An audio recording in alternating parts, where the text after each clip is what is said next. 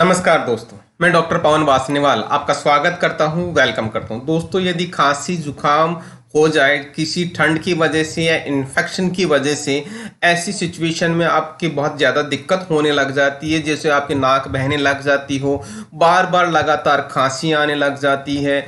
जब बार बार खांसी आती है, इस तरह नाक बहती है, तो सर दर्द भी होने लग जाता है, गला छिल जाता है जिससे गले में दर्द होने लग जाता है।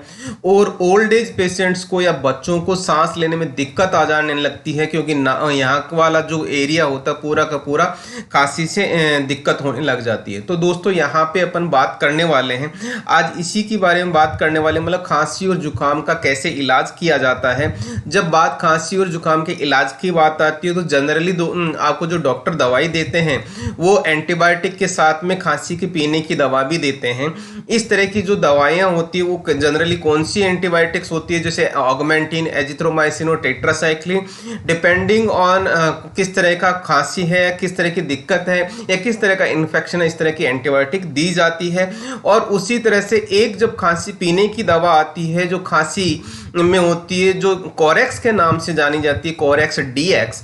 दोस्तों, इस कोरेक्स डीएक्स के बारे में आज संपूर्ण जानकारी देने वाला हूं, जैसे कि इसमें क्या होता है, ये कैसे काम करती है, क्या साइड इफेक्ट है, कौन सी बातों का आपको ध्यान रखना चाहिए, और मन में कुछ ऐसा सवाल है जो आप डॉक्टर से भी नहीं पूछ पाते, किसी दोस्त से भी नहीं पूछ पाते, वो सारे मन की कंफ्यूजन दूर होने। तो आगे बढ़ने से पहले मैं जरूर बोलूंगा, इस तरह की जो जानकारी मैं लगातार आपके इस चैनल पे मैं अपलोड करता रहता हूं, आपके लिए अपलोड करता, तो इस वीडियो और इस चैनल के बारे में अपने दोस्तों को, फैमिली मेंबर्स को, सभी को बताइएगा ताकि वो भी इस जानकारी का फायदा ले सके। दोस्तों, बहुत सारे वीडियोज और भी अपलोडेड है, आपको जो जानकारी चाहिए आप प्लेलिस्ट खोल सकते हैं और पूरा चैनल देख सकते हैं ताकि आपको पूरा का पूरा जानकारी मिलेगा। दोस्तों, दवाओं से रिलेटेड यदि आपको ये काम अच्छा लगता है तो आपको थैंक्स का बटन दबाना चाहिए। दोस्तों, शुरुआत करते हैं कोरेक्स डीएक्स में। सबसे पहले होता क्या है दोस्तों, कोरेक्स डीएक्स एक कफ सिरप होती है जिसमें दो दवाएं होती है, जिसमें डेक्स्ट्रोमेथोर्फोन हाइड्रोब्रोमाइड होता है और दूसरा दवा होता है क्लोरफेनिरामिन मेलिएट।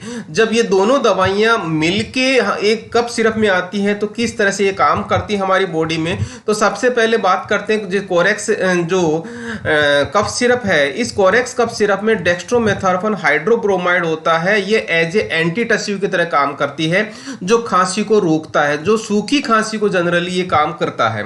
दोस्तों, उसी तरह से ये दूसरी दवा होती है क्लोरफेनिरामिन मेलिएट। दोस्तों, ये एलर्जी को में काम आने वाली दवा है, मतलब एंटी एलर्जिक दवा है, मतलब एलर्जी में काम आती है। तो एलर्जी की वजह से जो खांसी चलती है आपके बार बार यहाँ पे, उस खांसी को ये चलने नहीं देता, मतलब एलर्जी को रिड्यूस करता है। एलर्जी की वजह से जो प्रॉब्लम होती है उसको रिड्यूस करता है, उसको कम करता है। इस तरीके से दोस्तों डेक्स्ट्रोमेथोर्फोन हाइड्रोब्रोमाइड सूखी खांसी और खराश को रोकता है और गले में आराम मिलता है।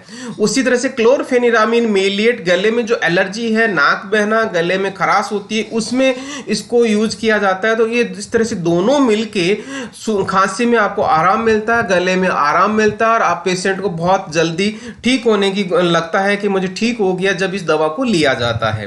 दोस्तों, लेकिन इस दवा को जब लिया जाता है तो इसके कौन कौन से साइड इफेक्ट हैं। जब बात साइड इफेक्ट की आती है तो सबसे पहले दोस्तों इसका साइड इफेक्ट होता है पेट दर्द हो सकता है, आपका जो पेट अपसेट हो सकता है, तो इस तरह की दिक्कत हो सकती है इसके लिए सबसे पहले। दूसरा, आपको इसको चक्कर आने जैसी शिकायत भी हो सकती है। चक्कर आने के साथ में आपको नींद जैसी शिकायत भी हो सकता है, जिसको अपन स्लीपीनेस बोलते हैं, या नींद बार बार आती हो, इसका मतलब इसका साइड इफेक्ट है।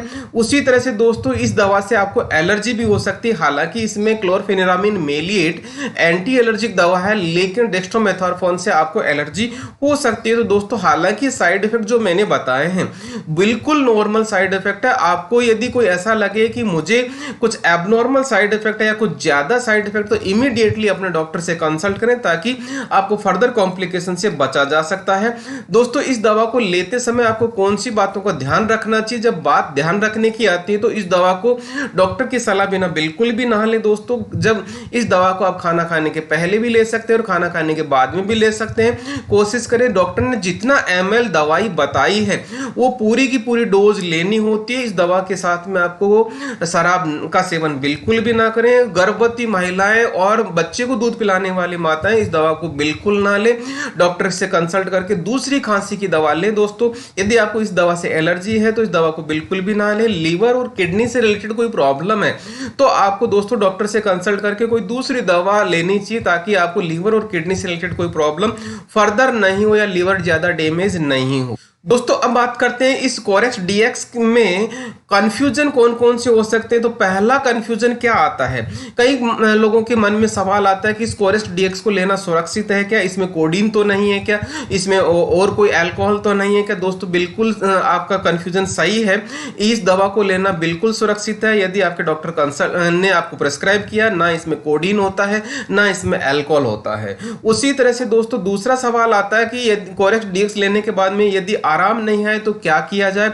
जो दोस्तों कम से कम 2 से 3 दिन दवा इसको लेना जरूरी होता है। यदि फिर भी आराम ना आए तो आप अपने डॉक्टर से कंसल्ट करके प्रॉपर दूसरा ट्रीटमेंट ले सकते हैं।